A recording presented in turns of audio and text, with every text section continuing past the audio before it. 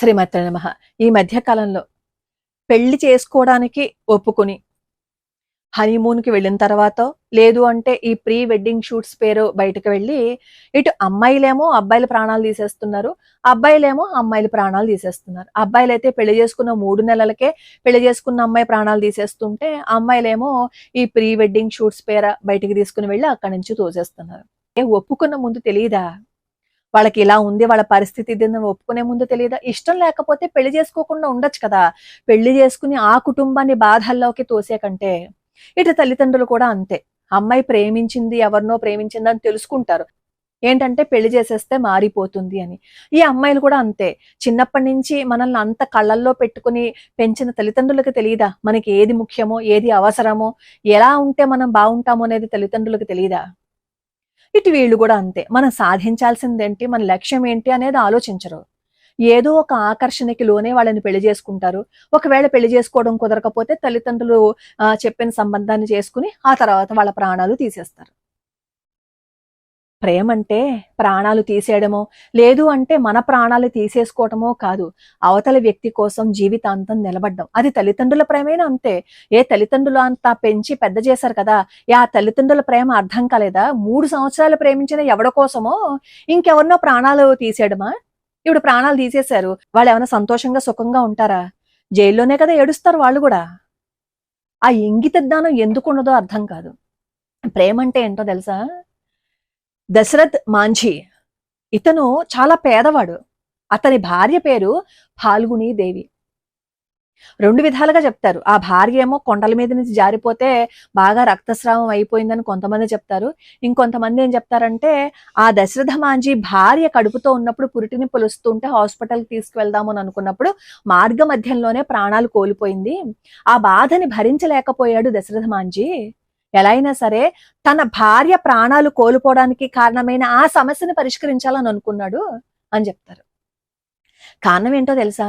అతని భార్యని హాస్పిటల్‌కి తీసుకెళ్తున్నప్పుడు చేతుల్లోనే చచ్చిపోతుంది భార్య. ఎందుకంటే 55 కిలోమీటర్లు ప్రయాణించాలి హాస్పిటల్‌కి వెళ్ళాలి అంటే. తన భార్య తన జీవితం అనుకున్నప్పుడు ఆ భార్య తన చేతుల్లో మరణిస్తే ఏ భర్త భరించగలడు చెప్పండి? ఆ స్థితిలో ఇంకెవరైనా అయితే తన భార్య మరణించడానికి కారణమైన వాళ్ళని చంపేస్తారు. లేదు అంటే వాళ్ళైనా ప్రాణాలు తీసేసుకుంటారు. లేదు అంటే డిప్రెషన్‌కి వెళ్ళిపోయి ఏడుస్తూ కూర్చుంటారు. అంతే కదా! నేనేం వెక్కిరించట్లేదు. ఇప్పుడు జరుగుతున్న పరిస్థితుల గురించి తలుచుకుని బాధేస్తూ ఈ వీడియో చేస్తున్నాను నేను. అతను ఏం చేశాడో తెలుసా? తన భార్య చనిపోయింది. ఏంటి కారణం? 55 కిలోమీటర్లు కదా నేను నడిచి వెళ్ళాను. అందుకే కదా నేను సమయానికి చేరుకోలేకపోయాను. నా భార్య ప్రాణాలు కోల్పోయింది. ఇంకెప్పుడు ఏ భర్త ఏ భార్యకి దూరం అవ్వకూడదు. ఏ బంధము ఈ కారణం చేత దూరం అవ్వకూడదు. నాకొచ్చిన కష్టం ఇంకెవరికి రాకూడదు అని అనుకున్నాడు. చేత్తో ఉలి పట్టుకున్నాడు, సుత్తి పట్టుకున్నాడు, కొండను బద్దలు కొట్టేయడానికి వెళ్ళాడు. అందరూ వెక్కిరించారు. నీకేమన్నా పిచ్చా వెర్రా? ఒక్కడివి వెళ్ళి నువ్వేమో ఆ కొండను బద్దలు కొట్టేస్తావా? నీ వల్ల అవుతుందా? సాధ్యం అవుతుందా? అనుకున్నారు. అని అన్నారు అందరూ. ప్రభుత్వం కూడా ఇతనికి సహాయం చేయలా. ఎవ్వరూ సహాయం చేయకపోయినా, ఎవ్వరూ రాకపోయినా అతని మనసులో ఒక్కటే ఉంది. తన భార్య తనకి దూరమైపోయింది.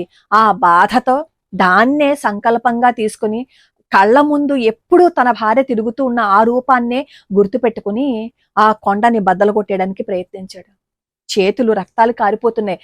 మామూలుగా ఒక చిన్న దాన్నే మనం బద్దలు కొట్టాలి అంటే చేతులు నొప్పి పెట్టేస్తుంది. అలాంటిది ఒక కొండని బద్దలు కొట్టడానికి ఆయన ప్రయత్నించాడు అంటే అది నిజంగా సాహసమే కదా! చేతుల్లోంచి రక్తాలు కారిపోతున్నా, ఎండకి మండిపోయి శోషొచ్చి పడిపోయినా, చలికి ఒళ్ళంతా బిగిసిగిపోయినా, వర్షంలో తడిసిపోయినా అతని లక్ష్యం ఒకటే. నేను సాధించాలి అని అనుకున్నారు. కొండను బద్దలు కొట్టేసి మార్గం వేశారు. ఇది నిజంగా జరిగిన సంఘటన. మీరు దశరథ మాంఝీ అని కొట్టి చూడండి వస్తుంది మీకు. 55 కిలోమీటర్ల ఆ పర్వత ప్రాంతాల్లోని ఆ రాళ్ళన్నింటినీ బద్దలు కొట్టేసి, ఆ కొండనే తొలిచి 15 కిలోమీటర్ల దూరం ప్రయాణిస్తే చాలు చేరుకోవాల్సిన గమ్యాన్ని చేరుకోవచ్చు అనేటట్టుగా చేశాడు. రోడ్డు వేశాడాయన.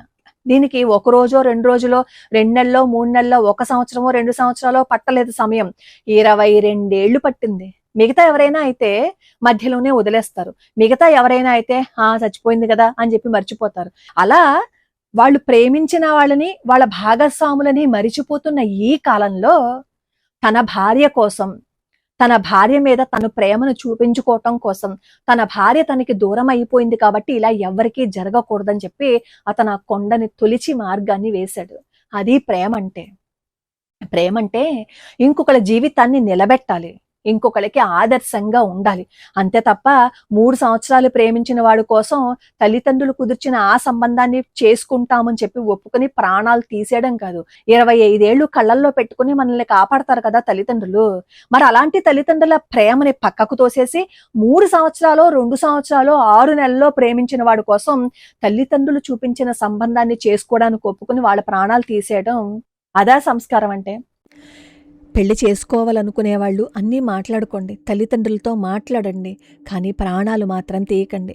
పెళ్ళైన వాళ్ళు కూడా అంతే. సినిమాల్లోనో, సామాజిక మాధ్యమంలోనో ఏదో చూసి ఆ జంటలే పెర్ఫెక్ట్ అనుకుని మన భాగస్వామి కూడా అలాగే ఉండాలని కోరుకుంటున్నారు. కోరుకోవడంలో తప్పేం లేదు. కానీ ఆ కోరిక పెనుభూతంలా మారిపోయి చిన్న చిన్న లోపాలు కనిపించినా సరే నా భాగస్వామి ఎందుకు పనికిరాదు, ఎదుటి వాళ్ళు చాలా బాగున్నారు అని అక్కడ నిరాశ మొదలై పెళ్లి చేసుకున్న వాళ్ళ మీద అసహ్యంగా మారిపోతుంది. నేటి కాలంలో ఇద్దరూ సంపాదిస్తున్నారు. ఇద్దరికీ స్వతంత్రత ఉంది. ఇది మంచిదే. ఒకళ్ళనొకళ్ళు గౌరవించుకొని అర్థం చేసుకుంటే అపార్థాలు ఉండవు. ఫోనుల వల్ల, పని ఒత్తిడి వల్ల ఒకరితో ఒకరు మాట్లాడుకోవడం తగ్గిపోయింది. మాటలు లేనప్పుడు అపార్థాలు పెరుగుతాయి. అపార్థాలు పెరిగినప్పుడు అసహ్యం పుడుతుంది. మనం మన కన్నబిడ్డల్లో లోపాలున్న వాళ్ళని ప్రేమిస్తాం కదా, ఎందుకంటే వాళ్ళు మనవాళ్ళు అనే భావన కాబట్టి. మరి ఆ స్వంతం అనే ఫీలింగ్ భాగస్వామి విషయంలో ఎందుకు పోతుంది? మన భాగస్వామిని ఒక ప్రాజెక్ట్ లాగా మార్చాలని చూడకండి. అందరూ పెర్ఫెక్ట్గా ఉండరు. కానీ ఇద్దరూ కలిసి జీవించటానికి ప్రయత్నిస్తున్న ఇద్దరు సాధారణ మనుషులు అనే వాస్తవాన్ని గుర్తుపెట్టుకోండి. మనం మాట్లాడుకుంటే, మనం కూర్చుని అన్నీ తెలుసుకుంటే ఏ బాధ, ఏ భయము ఉండదు. ఉన్న అపార్థాలు తొలగిపోతాయి. కలిసి ఉన్నంతసేపు ఒకళ్ళనొకళ్ళు అసహించుకుంటూ ఎంతో కాలం వాళ్ళు బాధపడుతూ మౌనంగా ఉండి చివరికి ఆ మౌనాన్ని విషంగా మార్చకండి. ఏదో నచ్చలేదనో, ఏదో ఇంకేదో కావాలనో ప్రాణాలు తీసేయకండి.